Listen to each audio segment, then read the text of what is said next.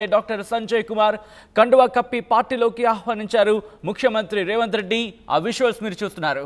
2018, 2023 assembly ఎన్నికల్లో సంజయ్ కుమార్ గెలిచారు. ఇటీవలే కాంగ్రెస్లో చేరారు. పోచారం శ్రీనివాసరెడ్డి సంజయ్ చేరికతో మొత్తం 5గురు కాంగ్రెస్లో చేరినట్టయింది.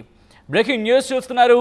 జగిత్యాల ఎమ్మెల్యే సంజయ్ కుమార్ కాంగ్రెస్ తీర్థం పుచ్చుకున్నారు. బీఆర్ఎస్ కండువా తీసేసి కాంగ్రెస్ కండువా పుచ్చుకున్న ఆ విజువల్స్ మీరు చూస్తున్నారు. తెలంగాణలో ఆపరేషన్ ఆకర్ష్ కొనసాగుతోందా అంటే అవుననే మాట వినిపిస్తోంది.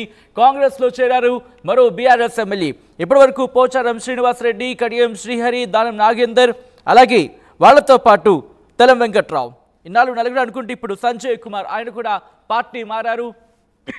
దీంతో 34 నుంచి ఇన్ఫ్యాక్ట్ 39 నుంచి 38కి చేరిన బీఆర్ఎస్ ఎమ్మెల్యేల సంఖ్య ఇప్పుడు అక్కడి నుంచి 5 అంటే 33కి చేరింది. దీంతో కరీంనగర్లో ఎటువంటి సిచ్యువేషన్ ఉంది, ముఖ్యంగా అక్కడ చూసుకుంటే కనుక 5 స్థానాలు మాత్రమే అక్కడ సొంతం చేసుకుంది. కోరుట్ల, జగిత్యాల, కరీంనగర్, హుజూరాబాద్, సిరిసిల్ల. అయితే ఇక్కడ ఇంట్రెస్టింగ్గా మరో అంశం కూడా ఉంది. అది ముందు మాట్లాడుకునే ప్రయత్నం చేద్దాం. జగిత్యాలకు సంబంధించి ఇప్పుడు బీఆర్ఎస్ నుంచి కాంగ్రెస్లోకి సంజయ్ కుమార్ చేరడంతో ఇప్పుడు కరీంనగర్కి సంబంధించి అక్కడ దట్టు ఉత్తర తెలంగాణకు సంబంధించి రెండో వ్యక్తిగా చెప్పుకోవాలి. ఎందుకంటే మొన్ననే పోచారం శ్రీనివాసరెడ్డి బాన్సువాడ నుంచి ఆయన ఎమ్మెల్యేగా ఉన్నారు, బీఆర్ఎస్ ఎమ్మెల్యేగా ఉన్నారు. కానీ ఆయన కూడా కొద్ది రోజుల క్రితం పార్టీ మారిన సందర్భం. దీంతో ఉత్తర తెలంగాణ నుంచి రెండో వ్యక్తి, బీఆర్ఎస్ నుంచి కాంగ్రెస్లోకి చేరిన రెండో వ్యక్తి ఇప్పుడు సంజయ్ కుమార్. అప్డేట్స్ చేసుకుందాం. మా ప్రతినిధి చంద్రశేఖర్ అప్డేట్స్ అందించేందుకు లైవ్లో సిద్ధంగా ఉన్నారు. చంద్రశేఖర్, ఆపరేషన్ ఆకర్ష్ కరీంనగర్లో జోరందుకున్నట్టుగా తెలుస్తోంది. ముఖ్యంగా సంజయ్ కుమార్ చేరిక తర్వాత ఇంకెంతమంది చేరికలు ఉంటాయనే అంశానికి సంబంధించి ఎటువంటి చర్చ జరుగుతోంది? ఎవరెవరు ఉన్నారు ఇంకా కరీంనగర్ నుంచి? Good morning Sachin. మొత్తం మీద ఆపరేషన్ ఆకర్ష్ కొనసాగుతుంది. తెలంగాణ రాష్ట్ర ముఖ్యమంత్రి టీపీసీసీ రాష్ట్ర అధ్యక్షుని హోదాలో ఎన్నికలకు ముందే ఒక ప్రకటన చేయడం జరిగింది. ఎన్నికల మీదనే నేను దృష్టి పెట్టాను, ఎన్నికల తర్వాత ఇక రాజకీయాల మీద పూర్తి స్థాయిగా కాన్సన్ట్రేట్ చేస్తాను అని చెప్పడం జరిగింది, ప్రకటించడం జరిగింది. అన్నట్టుగానే ఆయన పావులు కలుపుతున్నారు. ఒక్కొక్కరిని అంటే తెలంగాణ ఉద్యమానికి పురిటిగడ్డగా ఉన్నటువంటి ఉమ్మడి కరీంనగర్ జిల్లా నుంచే ఆయన బీఆర్ఎస్ కి నమ్మిన బంటిగా, కల్వకుంట్ల కుటుంబానికి అత్యంత సన్నిహితంగా పేరొందినటువంటి డాక్టర్ మేనేని సంజయ్ కుమార్ అనూహ్యంగా ఎవరు ఊహించలేదు, రాత్రికి రాత్రి కండువా మార్చుకున్నారు. జీవన్ రెడ్డి, అక్కడ ఎమ్మెల్సీ జీవన్ రెడ్డి ఉన్నారు. ఆ జీవన్ రెడ్డికి సంజయ్ కుమార్ కి బద్ద వైరం కొనసాగుతుంది రాజకీయంగా. ఈ క్రమంలో ఒక్కసారిగా షాక్ ఇచ్చినట్టుగా మనం చెప్పుకోవచ్చు. దీనిలో భాగంగానే ఆయన చేరడం సంచలనాత్మకమైన నిర్ణయంగా మారింది. ఇప్పటికే 5గురు ఎమ్మెల్యేలు బీఆర్ఎస్ ను వీడి కాంగ్రెస్ కండువా కప్పుకున్నారు. ఇంకా ఎంతమంది ఉన్నారు అనేటువంటి కోణంలో కూడా చర్చ జరుగుతుంది. స్థానిక ఎమ్మెల్యే గంగుల కమలాకర్ సైతం ఒకవైపు ఖండిస్తున్నారు. అయినప్పటికీ కూడా జోరుగా చర్చలు కొనసాగుతున్నాయి. వారం 10 రోజుల్లోగా మళ్ళీ తీర్థం పుచ్చుకునేటువంటి అవకాశాలు ఉన్నాయని చెప్పేసి. ఎందుకంటే కల్వకుంట్ల కవితకి, కల్వకుంట్ల కుటుంబానికి అత్యంత నమ్మిన బంటుగా సన్నిహితంగా ఉన్నటువంటి జగిత్యాల ఎమ్మెల్యే రెండవసారి 2018లో ఆయన విజయం సాధించారు. 2023 నవంబర్లో సైతం జరిగిన ఎన్నికల్లో విజయం సాధించడం జరిగింది. ఈ క్రమంలో ఆయన వెళ్లారు. ఇక కాంగ్రెస్ పార్టీలో చేరితేనే శాసనసభ నియోజకవర్గ అభివృద్ధికి, ఇతరత్ర సంక్షేమ పనులు చేయడానికి, ప్రజలకు అన్ని సౌకర్యాలు ఇచ్చిన హామీలు నెరవేర్చడానికి మనకి యూజ్ఫుల్ గా ఉంటుంది అని చెప్పేసి చేరిన తర్వాత వీళ్ళు కామెంట్ చేస్తున్నారు. అయితే మరొక వైపు అధికార కాంగ్రెస్ పార్టీ తీరు ఎట్లా ఉంది అంటే ఖచ్చితంగా యాంటీ డిఫెక్షన్ లా ఏదైతే 1985లో 52వ రాజ్యాంగ సవరణ ద్వారా పార్టీ ఫిరాయింపులు ఎనిమిదో ఒక చట్టం చేసిందో ఆ చట్టానికి అనుకూలంగా ఉండాలంటే మరి కావాల్సినటువంటి మెజారిటీ మెంబర్స్ రావాల్సినటువంటి అవసరం ఉంది. మెజారిటీ మెంబర్స్ రావాలంటే మిగతా సభ్యులు కూడా చేర్చుకునేటువంటి దిశగా పాల్గొంటున్నారు. కడియం శ్రీహరి కావచ్చు, తెల్లం వెంకట్రావు, మొన్న పోచారం శ్రీనివాస్ రెడ్డి, దానం నాగేందర్, తాజాగా ఈ వ్యక్తి డాక్టర్ సంజయ్ కుమార్ ఎమ్మెల్యే చేరడంతో మరి ఎవరున్నారు కరీంనగర్ ఉమ్మడి జిల్లా వ్యాప్తంగా? ఒకవైపు కోరుట్లలో doctor Sanjay Kumar spinal cord specialist, Vidyasagar Rao కుమారుడు ఆయన ఉన్నారు. అయితే ఆయన చేరడు, ఎందుకంటే కేటీఆర్ అత్యంత సన్నిహితుడు, క్లాస్మేట్, ఆయన ప్రోత్సాహంతోనే రాజకీయాలకు వచ్చింది అనేటువంటి చర్చ జరుగుతున్నటువంటి క్రమం ఒకవైపు ఉంది. మరొకటి జగిత్యాల నుంచి బీఆర్ఎస్ ఎమ్మెల్యే ఆల్రెడీ జంప్ అయిపోయారు. ఇక హుజరాబాద్ నుంచి పాడి కౌశిక్ రెడ్డి, కరీంనగర్ నుంచి గంగుల కమలాకర్, సిరిసిల్ల నుంచి కేటీఆర్ బీఆర్ఎస్ ఎమ్మెల్యేలుగా విజయం సాధించడం జరిగింది. దీనిలో భాగంగా ఇంకా ఎవరెవరు పోతారు అనేటువంటి చర్చ మాత్రం ఉత్తర తెలంగాణ నుంచి కొనసాగుతున్నటువంటి పరిస్థితి. మొత్తం మీద బీఆర్ఎస్ ని భూస్థాపితం చేస్తాం, కకావికలం చేస్తాం అన్నట్టుగానే కాంగ్రెస్ పార్టీ నేతలు చెప్తున్నటువంటి పరిస్థితి. మొన్నటికి మొన్న కాంగ్రెస్ పార్టీకి చెందినటువంటి సీనియర్ నేత ఎమ్మెల్సీ జీవన్ రెడ్డి మీడియా సమావేశంలో వెల్లడించారు, ఒక క్లారిటీ ఇచ్చారు.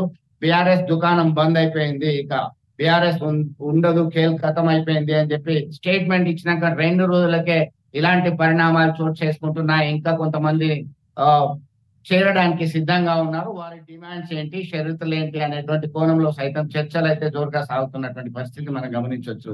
సచిన్. రైట్. చంద్రశేఖర్ ఉత్తర తెలంగాణ నుంచి, కరీంనగర్ నుంచి ముఖ్యంగా ఎక్కువ స్థానాన్ని సంపాదించుకుంది.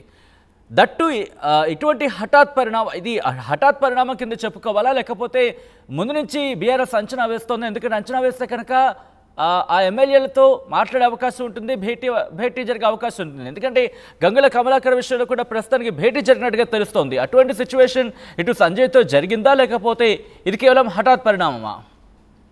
ఖచ్చితంగా మీరు అన్నట్టుగా డాక్టర్ సంజయ్ విషయంలో, జగిత్యాల ఎమ్మెల్యే విషయంలో మాత్రం అనూహ్యమైనటువంటి నిర్ణయం, హఠాత్ పరిణామంగా చెప్పుకోవచ్చు. అంటే గత కొంతకాలంగా అందరూ ఎమ్మెల్యేలతో ఎవరైతే సానుకూలంగా స్పందిస్తారో వారి యొక్క బలాలేంటి, బలహీనతలు ఏంటి అనేటువంటి కోణంలో కాంగ్రెస్ పార్టీ కోర్ కమిటీ కూడా చర్చ జరుగుతుంది. రేవంత్ రెడ్డికి అత్యంత సన్నిహితంగా ఉన్నటువంటి నేతలు సైతం పావులు కలుపుతున్నారు. అక్కడ దానిలో భాగంగానే ఈ డాక్టర్ సంజయ్ కుమార్ జగిత్యాల ఎమ్మెల్యే చేరడం మాత్రం అనూహ్యమైనటువంటి పరిణామం అని చెప్పుకోవచ్చు. అయితే కరీంనగర్ విషయానికి వస్తే లోక్సభ ఎన్నికలకు ముందే ఆయన కాంగ్రెస్ పార్టీ నేతలతోని, వేమనారేందర్ రెడ్డితోని, ఇతరత్ర సీనియర్ నేతలతోని మంతనాలు జరిపారు. పాత మిత్రులు వీళ్ళందరూ కూడా కాంగ్రెస్ పార్టీకి వెళ్తేనే మనకి అనుకున్న ప్రయోజనాలు వచ్చేటువంటి అవకాశం ఉంది అనేటువంటి కోణంలో చర్చ జరుగుతున్నటువంటి నేపథ్యంలో మంత్రి పదవి కావాలని చెప్పేసి డిమాండ్ చేసినటువంటి నేపథ్యం ఒకవైపు ఉంటే, కొన్ని ప్లస్లు, పాజిటివ్ అంశాలు, నెగిటివ్ అంశాలని పరిశీలన తీస్తున్నారు. ఎందుకంటే ఇక్కడ వీళ్ళు వస్తే మా యొక్క ప్రాధాన్యత తగ్గుతుంది అని కాంగ్రెస్ పార్టీ సీనియర్ నేతలు ఎవరైతే మంత్రులుగా ఉన్నారో వాళ్ళు సైతం చెక్ పెడుతున్నారు, వాళ్ళు అడ్డుకుంటున్నారు అనేటువంటి కోణంలో వార్తలు వస్తున్నాయి. మరొక వైపు బీఆర్ఎస్ పార్టీ మీకు ఏం తక్కువ చేసింది, ఇంతకాలం నుంచి మీరు పార్టీ ప్రయోజనాలు, పార్టీ పదవులు పొందారు, అలాగే రాజ్యాంగబద్ధమైనటువంటి పదవులు పొందారు, మీరు కష్టకాలంలో పార్టీని విడిచి వెళ్తారా, ఏం తక్కువ చేసింది అనేటువంటి కోణంలో మాజీ ముఖ్యమంత్రి కల్వకుంట్ల చంద్రశేఖర్ రావు సైతం కామెంట్స్ చేయడం మనం గమనించవచ్చు. ఈ కోణంలోనైతే పార్టీ ఏదైతే ఏంటి, మేము ఇచ్చినటువంటి హామీలు నెరవేరాలి, మా ప్రయోజనాలు. ఒకటి గుర్తుపెట్టుకోవాలి సచిన్, ఎవరైనా సరే కాంగ్రెస్ పార్టీయా టిఆర్ఎస్ పార్టీ అనేది పక్కన పెడితే ఐడియాలజికల్ సిద్ధాంతానికి కట్టుబడి ఉన్నటువంటి రోజులు కాదు, సిద్ధాంతపరమైనటువంటి అంశాన్ని పట్టుకొని వెళ్ళాలంటే మన పనులు కావు. ఇటువంటి సందర్భాలు మనం గత కొన్ని రోజులుగా విరివిగా చూస్తున్న పరిస్థితి. ముఖ్యంగా ఇటు సంజయ్ విషయంలో ఏం జరిగింది? కాంగ్రెస్ పార్టీ ఎటువంటి హామీ ఇచ్చింది? ఏమైనా మంత్రి పదవి లాంటి ఏమైనా హామీ ఇచ్చిందా? సో ఇప్పటికిప్పుడు సంజయ్ లాంటి వ్యక్తికి మంత్రి పదవి హామీ అనేది లేదు. అయితే గతంలో ఇచ్చినటువంటి డబుల్ బెడ్రూమ్ అంశాలు కావచ్చు, ఇక కొన్ని పెండింగ్ పనులు ఉన్నాయి. జగిత్యాలని అన్ని రకాలుగా అభివృద్ధి చేయాలంటే మొన్నటికి మొన్న, అంటే వారం రోజుల క్రితం వరకు పరస్పరం ఒకవైపు ఎమ్మెల్సీ జీవన్ రెడ్డి, మరొక వైపు ఎమ్మెల్యే డాక్టర్ సంజయ్ కుమార్, ఇరు పార్టీలకు చెందినటువంటి నేతలు పరస్పరం ఫిర్యాదులు చేసుకున్నారు. జీవన్ రెడ్డి అంశాల పైన సంజయ్ ఫిర్యాదు చేశారు జిల్లా కలెక్టర్ కి, సంజయ్ అంశాల మీద జీవన్ రెడ్డి ఫిర్యాదు చేశారు. ఒక రాజకీయ యుద్ధ వాతావరణమే నెలకొంది. ఇది హాట్ టాపిక్ గా మారింది. ఈ కోణంలోనే ఇలాంటి పరిణామాలు చోటు చేసుకోవడంతో కాంప్రమైజ్ బేస్డ్ పాలిటిక్స్ నడుస్తున్నాయి. మనకి ప్రయోజనాలే ముఖ్యం, మన హవా కొనసాగాలి, అధికారులు మన మాట వినాలంటే మనం అధికార పార్టీకి వెళ్ళక తప్పదు అనేటువంటి కోణంలోనే బలంగా విశ్వసిస్తున్నారు, క్యాడర్ తో చర్చిస్తున్నారు. దీనిలో భాగంగానే వలసలు కొనసాగుతున్నాయి.